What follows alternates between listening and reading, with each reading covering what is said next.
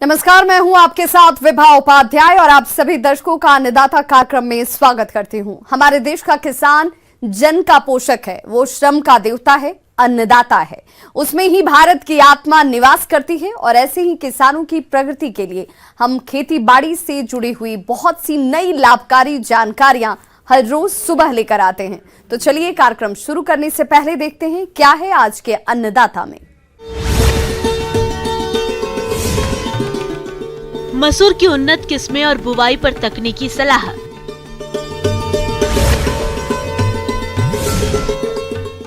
आलू के साथ अन्य फसलों की मिश्रित खेती से होगा अधिक मुनाफा।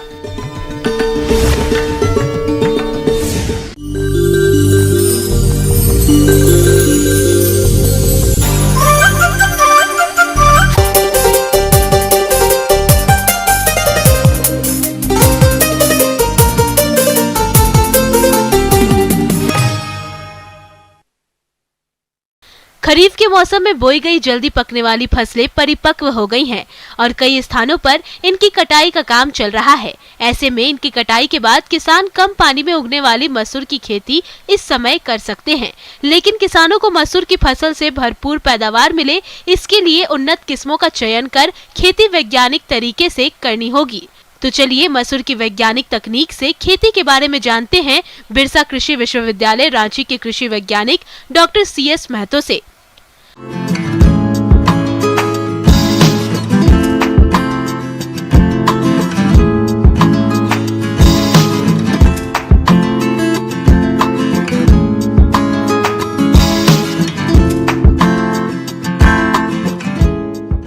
आज मैं आपको बताने जा रहा हूं मसूर की वैज्ञानिक ढंग से खेती हम कैसे करेंगे, क्योंकि अभी मसूर का मौसम आने वाला है।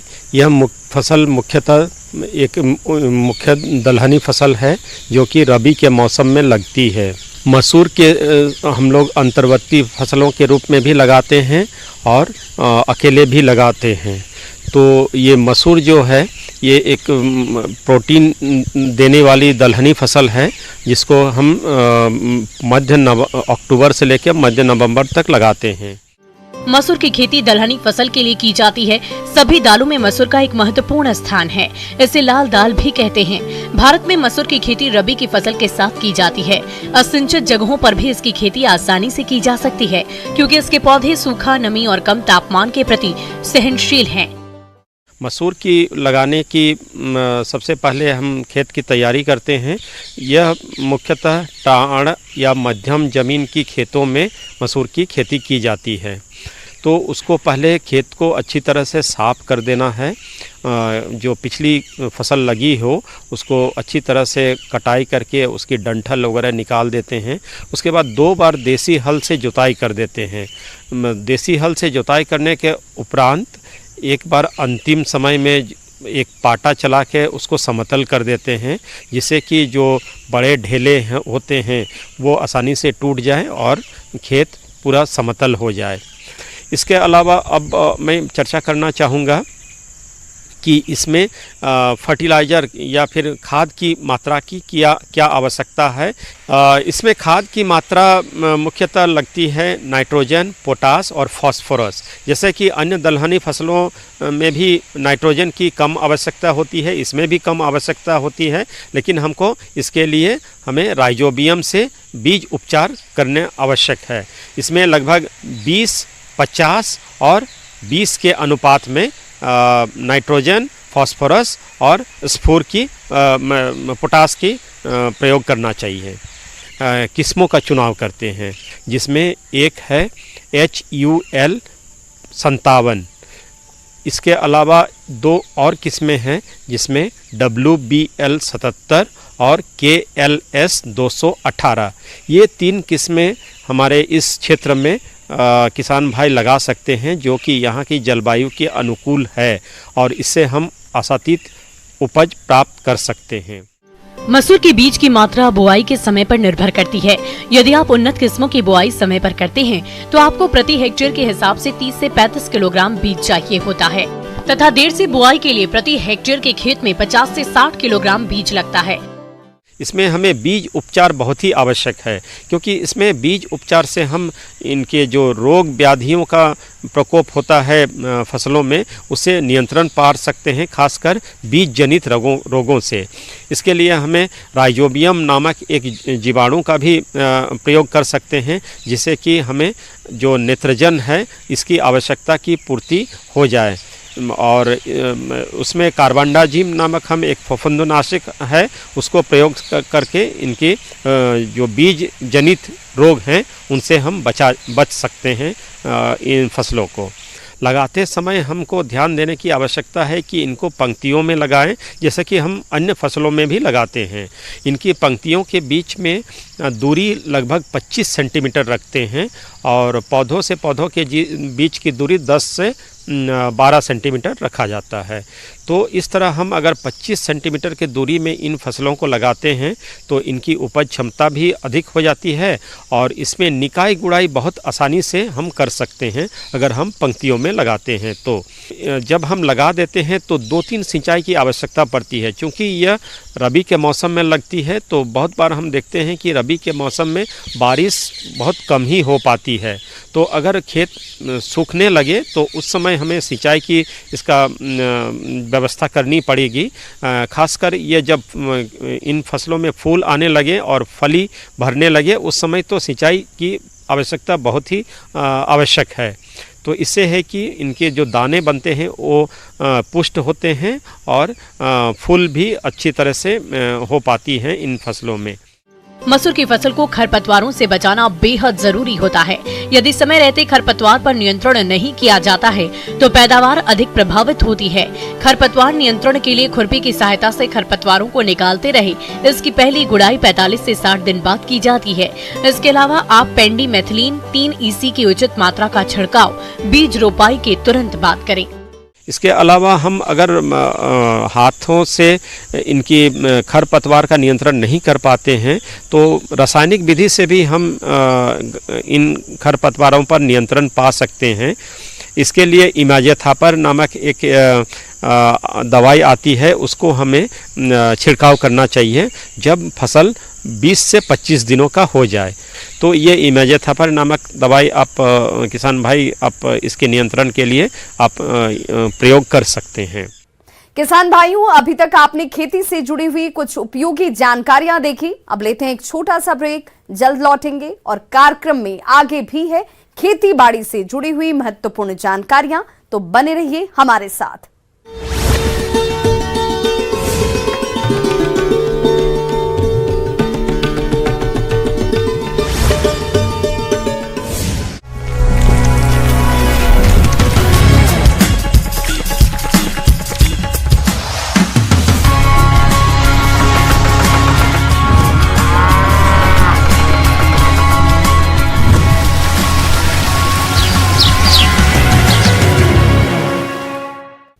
ब्रेक के बाद एक बार सभी दर्शकों का एक बार फिर से अन्नदाता में स्वागत है। चलिए रुक करते हैं अगली कड़ी की ओर।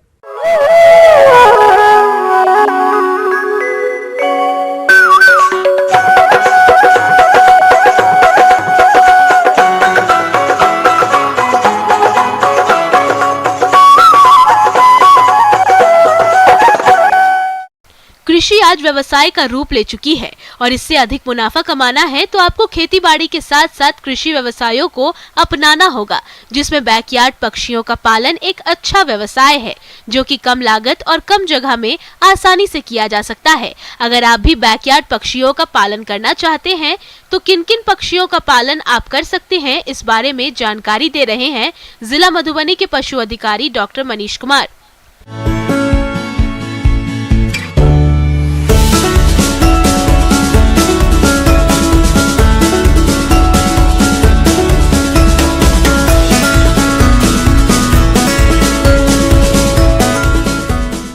लोग देख रहे हैं कि अभी हमारे देश में अगर मांसाहार की बात की जाए तो सबसे ज़्यादा बकरी और जो है कि ब्रॉयलर की मीट पे लोगों का झुकाव रहता है, लेकिन बदलाव के लिए वो भिन्न भिन्न बर्ड्स का मीट भी हम लोग प्रयोग में लाते हैं। नवीन वैज्ञानिक तकनीकी जानकारी द्वारा कुक्कुट पालन एक उद्योग का रूप ले चुका है, जिससे भोजन के आवश्यक अंग प्रोटीन का उत्पादन बढ़ाने के साथ साथ आर्थिक लाभ भी होता है। गत 30 से 35 वर्षों में बड़े शहरों में अंडा और कुक्कुट की मांग बहुत तेजी से बढ़ी है। इसी कारण ये व्यवसाय तेजी से बढ़ता जा रहा है। इसको किसान 25 से 50 पक्षी रखकर बैकयार्ड मुर्गी पालन के रूप में भी कर सकते हैं। जैसा कि मैंने बताया है पहले, बैकयार्ड पोल्ट्री में हम लोग पुराने देसी मुर्गी की बात करते हैं, जिसका ब्रीड असील और ग्रामप्रिया, वनराजा इत्यादि। उसके बाद जो है कि देसी मुर्गी के अलावा अन्य पक्षी जिसका हम लोग जो है कि पालन कर रहे हैं, जो कि मेनली बैकयार्ड फार्मिंग के रूप में ही अभी अपने देश में किया जा रहा है। उसमें बटेर, टर्की और गिन्नी फाउल प्रमुख है। बटेर जहाँ तक जो है कि काफ़ी छोटा वजन होता है, 300 ग्राम का होता है और बहुत कम दिनों में 20 से 25 दिनों में इसको पाल कर तैयार किया जा सकता है। इसके लिए थोड़ा सा फार्म हाउस की आवश्यकता होती है और एक हम छोटा सा घर बना के ही इसको पाल सकते हैं, क्योंकि इसको अन्य जीवों से सुरक्षा की आवश्यकता होती है। तो इसके लिए हम लोग जिस तरह से पोल्ट्री हाउस बनाते हैं उस तरह से पोल्ट्री हाउस बनाते हैं, और जो सारा कुछ हम लोग ब्रॉयलर पालने में ध्यान देते हैं वो यहाँ भी करते हैं। बटेर का अंडा कंपेरेटिवली छोटा होता है, तो अंडा ज़्यादातर उपयोग में नहीं लाया जाता है। ज़्यादातर इसको हम लोग मीट उत्पादन के लिए ही पालते हैं। उसके बाद गिन्नी फॉल की बात करते हैं, तो गिन्नी फॉल एक तरह से कहिए कि चाइनी मुर्गी या चीनी मुर्गी हम लोग कहते हैं, और ये विदेशी मुर्गी की तरह लगता है। वजन में ये आम मुर्गियों से बड़ा होता है, और इसके लिए भी हम लोग एक तरह से बैकयार्ड पोल्ट्री के में ही इसको पालते हैं अपने घर के पीछे। गिनी फाउल पालन अंडे और मांस दोनों के लिए किया जाता है। 12 हफ्तों में इसका वजन 10 से 1200 ग्राम तक हो जाता है। इस दौरान ये 110 से 200 अंडे तक देती है और लगभग 4 से 5 माह के बाद ये पक्षी बेचने योग्य तैयार हो जाता है। और थोड़ा सा ये वाइल्ड है, मतलब ये कहिए कि हम लोगों से उतना फ्रेंडली नहीं है जितना कि मुर्गी प्रजाति हम लोगों से फ्रेंडली है। तो इसके लिए भी हम लोग खाने के लिए कोई विशेष व्यवस्था करने की जरूरत नहीं है। ये घूम फिर के चर के पिछवाड़े में जो भी घर में जो भी हम लोग के घर का जो वेस्ट पदार्थ है वो खा के ये तैयार होता है। और इसका जो है कि इसको अंडा, अगर हम लोग इसको अंडा लेना चाहें तो इसके लिए इसका काफ़ी उम्र बढ़ेगा तभी ये अंडा देगा। उसी क्रम में एक टर्की एक पक्षी है जिसका जो है कि एडल्ट वेट काफ़ी बड़ा होता है। वो उससे जो है कि हम लोग 7.5 किलो से 9.5 किलो तक का मीट प्राप्त करते हैं। लेकिन इसके लिए उसको हम लोगों को कम से कम 12 से 14 वीक तक उसको ग्रो कराना पड़ता है। टर्की भी एक वाइल्ड है और विदेशी पक्षी है, जिसको हम लोग अब घर के पिछवाड़े में या एक घेरा बना के, बाड़ी बना के उसको हम पाल सकते हैं। टर्की पक्षी में बोर्ड कगेस्टेट हवाइट भारत में पाली जाने वाली प्रमुख टर्की है। यह भारतीय जलवायु के लिए सर्वाधिक उपयुक्त नस्ल है। यह 7 से 8 माह में 10 से 12 किलोग्राम शरीर भार प्राप्त कर लेता है। इसके विषणन की आयु क्रमशः नर एवं मादा में 80 से 23 सप्ताह एवं 18 से 20 सप्ताह उपयुक्त है। 20 से 24 सप्ताह की आयु में उनका शरीर का वजन 8 से 9 किलोग्राम हो जाता है। और यहाँ भी हम लोग अंडे का उतना उपयोग नहीं करते हैं जितना इसके जो है कि बर्ड का। रही बात, हम लोग कोई भी मुर्गी पाल रहे हैं, घर के पिछवाड़े में पाल रहे हैं, तो जैव विविधता या बायोसिक्योरिटी बहुत ही इंपॉर्टेंट है, जिससे कि इसमें कोई बीमारी नहीं आवे। वहीं पे हम लोगों को ध्यान देना है। जैसे कि कोई भी बीमारी आवे नहीं आवे, इसके लिए हम लोग डिसइंफेक्टेंट का छिड़काव करते हैं, जिससे कि जो भी रोग पैदा करने वाले जीवाणु या विषाणु पीछे बहुत दिन से मुर्गी वहाँ रह रही है तो उससे जो है कि हो जाती है, उसके मात्रा में वृद्धि हो जाती है, तो उसका जो है कि संख्या घट जाए और मुर्गी जो है कि एक स्वस्थ जीवन जी सके। आमतौर पर घर के पिछवाड़े यानी कि बैकयार्ड में पाले जाने वाले पक्षी जैसे देशी मुर्गी, बटेर, टर्की और गिनी फाउल अधिकांश आहार का भाग चराई से प्राप्त कर लेती है। ये चराई में केचुए, छोटे कीड़े, घोंगे, दीमक, घास फूस और रसोई अवशिष्ट के पदार्थ खाती है, जिससे इसके आहार में 50% तक की बचत होती है। इसके अलावा इनके आहार में हरा चारा शामिल किया जाता है। शेष बचे आहार की पूर्ति के लिए पूरक आहार में दाना और खनिज मिश्रण दे सकते हैं। किसान थोड़ी सी जगह में इनका आवास बांस और पुआल आदि बना सकते हैं। शिकारी पक्षियों और अन्य जीवों से बचाने के लिए सुरक्षा घेरा भी तैयार कर सकते हैं। उसको मुर्गी को दिया जाने वाला ही डाइट हम लोग दे सकते हैं, या जो कि हम लोग के यहाँ जो भी घर का वेस्ट है या एग्रीकल्चरल बाई वेस्ट है वो उसको दे सकते हैं और उसको हम लोग पाल सकते हैं। टर्की को भी हम लोग मुख्यतः मांस के लिए भी पालते हैं, इसके अंडे का सेवन हम लोग उतना नहीं करते हैं। इसमें भी बीमारी से बचने के लिए किसी तरह का टीका नहीं है, स्पेशली जो मुर्गी में टीका है वही यहाँ भी हम लोग देते हैं और उसी तरह से डिसइंफेक्टेंट का छिड़काव करके किसी भी संभावित बीमारी से बचाते हैं। वैसे तो ये सभी पक्षी बीमारियों के प्रति अधिक सहनशील होते हैं, फिर भी इनके अच्छे विकास के लिए कुछ बातों पर विशेष ध्यान दें, जैसे पानी के बर्तनों को प्रतिदिन साफ करें, उनमें स्वच्छ और ताज़ा पानी भरें, पक्षियों को संतुलित आहार पर्याप्त मात्रा में उपलब्ध कराएं, दाने के बर्तन पक्षियों के पहुँचने लायक ऊंचाई पर रखें, समय समय पर दाने के बर्तनों की सफाई भी करते रहें। यदि आहार की खपत कम या अधिक हो तो इसका कारण ज्ञात कर उसे दूर रखें। यदि उनमें कोई कमजोर, सुस्त या बीमार दिखाई दे तो उसे झुंड से अलग कर दें। अगर आप भी इन पक्षियों का पालन करना चाहते हैं तो अपने यहाँ की बाजार मांग देखें और इसके बाद केंद्रीय पक्षी अनुसंधान संस्थान बरेली से संपर्क कर इनका प्रशिक्षण ले सकते हैं। आगे और भी हैं खेती बाड़ी से जुड़ी हुई बहुत सी रोचक जानकारियां, पर यहां रुकेंगे एक छोटे से ब्रेक के लिए, जल्द हाजिर होते हैं।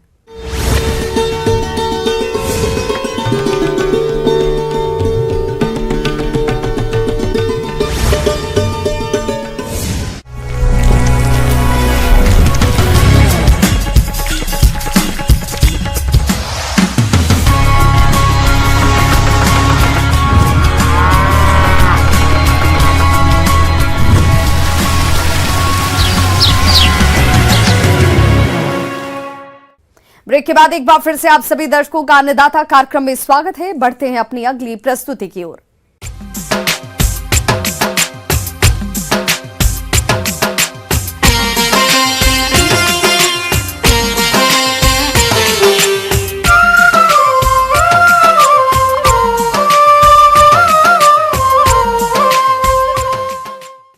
अपने राज्य में आलू की खेती बड़े पैमाने पर की जाती है और किसान इसकी खेती करके अच्छा लाभ भी कमाते हैं। अगर किसान आलू की खेती के साथ कम समय में तैयार होने वाली अन्य फसलों की खेती करें तो न केवल आलू की फसल से अधिक उत्पादन मिलेगा, बल्कि इसके साथ सहफसली खेती लेने से उन्हें अतिरिक्त लाभ भी मिलेगा। तो किसान भाई कैसे करें आलू के साथ सहफसली खेती, आइए जानते हैं कृषि विज्ञान केंद्र जिला बांका के कृषि वैज्ञानिक डॉक्टर रघुवर साहू से।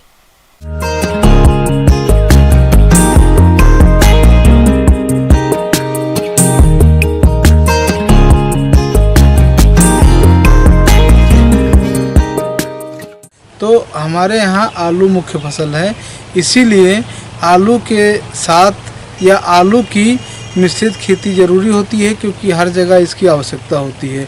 तो अभी जो समय है आलू की बुआई का जो मुख्य समय होता है, हम लोग ये जान लें कि आलू की बुआई का जो मुख्य समय होता है वो हथिया नक्षत्र से लेके और दीपावली तक ये शुद्ध माना जाता है। ये एप्रोप्रिएट टाइम होता है आलू की बुआई का। सहफसली खेती करने में कुछ बातों का ध्यान रखना जरूरी है, जैसे कि दोनों फसलें एक जाति की नहीं होना चाहिए, एक फसल की छाया दूसरी फसल पर नहीं पड़नी चाहिए, दोनों फसलों का पोषक तत्व उपयोग करने का स्तर अलग अलग हो, सहयोगी फसल मुख्य फसल से जल्दी पकने वाली और बौनी हो, सहयोगी फसल के कीट एवं रोगों का फैलाव मुख्य फसल पर नहीं होना चाहिए, सहयोगी फसल मुख्य फसल के बढ़वार पर कोई प्रतिकूल प्रभाव नहीं डालती हो, दो फसलों में एक फसल दलहनी हो। आलू के साथ उगाई जाने वाली सहफसल की बात करें तो इसमें मुख्य रूप से मक्का, गन्ना, मूली, प्याज और सरसों आदि की खेती सफलता पूर्वक की जा सकती है। इसके लिए खेत में आलू की बुआई कतारों में करते हैं और बुआई की दूरी फसलों की किस्मों के अनुसार रखते हैं। आलू की मिश्रित खेती के लिए हम क्या करेंगे, जैसे हमारे यहाँ मुख्य फसल है ईख, तो ईख जो होता है जिसको गन्ना बोलते हैं, गन्ना में भी हम मिश्रित खेती आलू की कर सकते हैं। गन्ना एक साल की मुख्य फसल होती है और आलू जो होती है 80 से लेके 120 दिन की फसल होती है।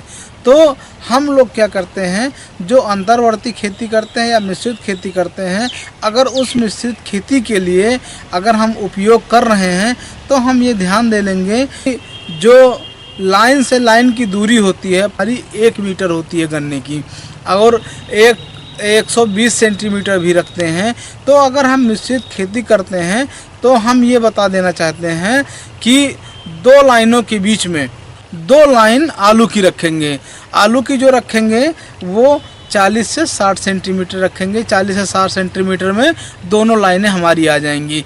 जैसे वो कैसे कर देते हैं, तो 2 रो है अगर हमारे पास मक्का की, तो उसी 2 रो में हम क्या करेंगे, उस 2 रो मक्का के बीच में आलू घुसा देंगे, फिर 2 रो के बीच में आलू घुसा देंगे, फिर 2 रो आलू की 2 है, उसके बाद मक्का की, फिर 2 मक्का के बीच में 1 आलू। तो उससे क्या होगा कि दोनों फसलें अच्छी तरह से ग्रोथ कर लेंगी और उनका अच्छा उत्पादन प्राप्त हो जाएगा। आलू की सहफसली खेती से अच्छा उत्पादन लेने के लिए इनका उर्वरक प्रबंधन ली गई फसल के अनुसार करना चाहिए।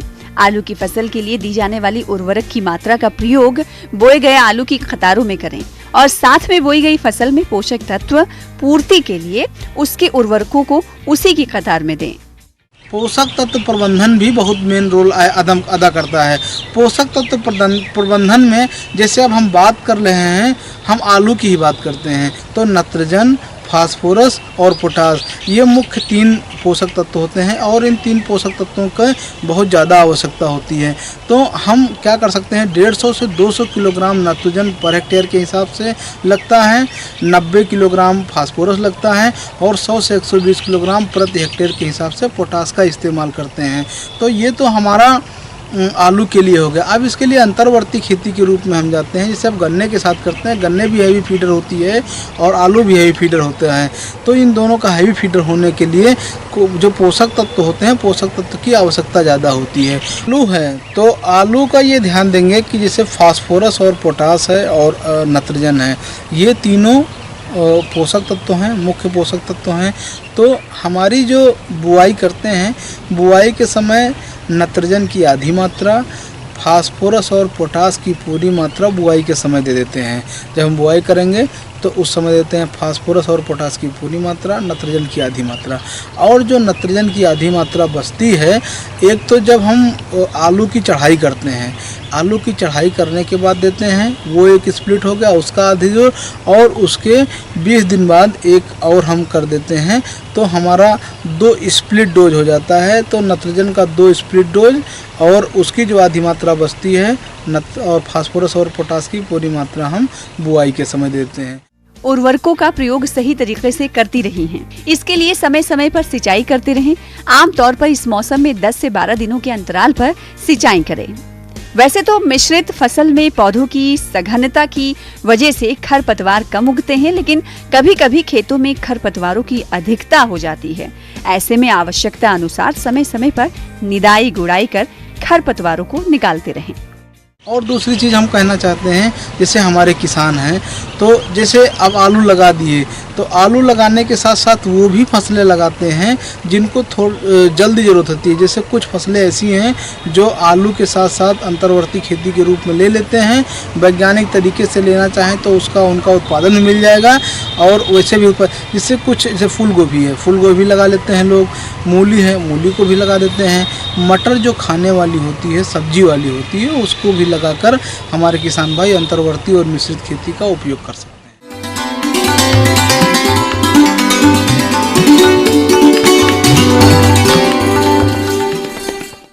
अन्नदाता हेल्पलाइन निःशुल्क फोन संपर्क सेवा के माध्यम से आपके द्वारा पूछे गए प्रश्नों में से 1 या 2 महत्वपूर्ण प्रश्न को हम अपने कार्यक्रम में शामिल करते हैं और इसी के तहत आज किसान का सवाल और उनका जवाब इस प्रकार से है।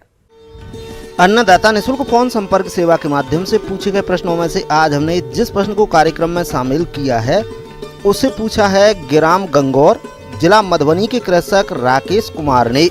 आप पालक की उन्नत किस्मों के बारे में संपूर्ण जानकारी चाहते हैं तो राकेश कुमार जी आपकी जानकारी के लिए प्रस्तुत है कार्यक्रम का ये अंश।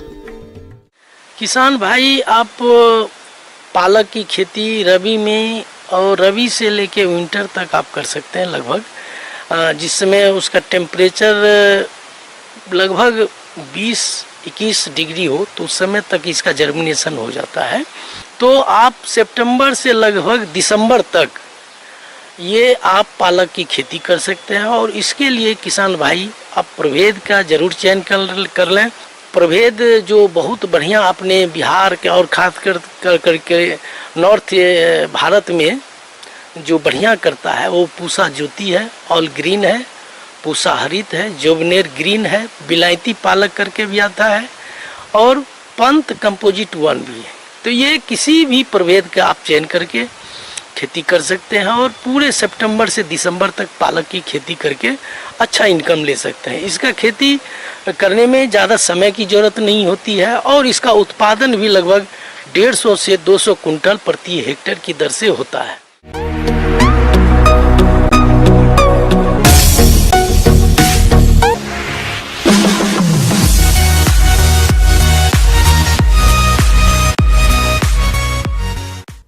आइए अब एक नजर डालते हैं राज्य के कुछ चुनी हुई मंडियों के प्रमुख फसलों के बाजार भाव पर।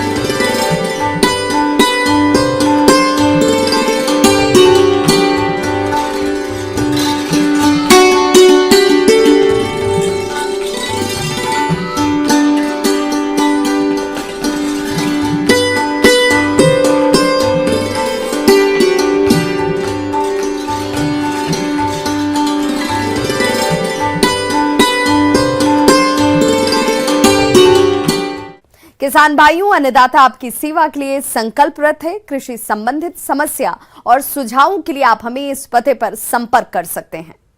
Producer Annadata, news 18 Bihar Jharkhand, Ramoji film city Hyderabad 501512। साथ ही आप हमें ईमेल भी कर सकते हैं। हमारा ईमेल एड्रेस है p18annadatabihar@nw18.com।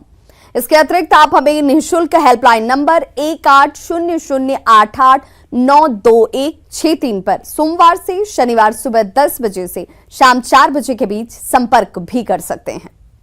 किसान भाइयों, अब समय हो रहा है आपसे विदा लेने का, तो हमारी अन्नदाता टीम को दीजिए इजाजत। कल फिर से होगी आपसे मुलाकात कृषि संबंधित कुछ और महत्वपूर्ण जानकारियों के साथ। नमस्कार।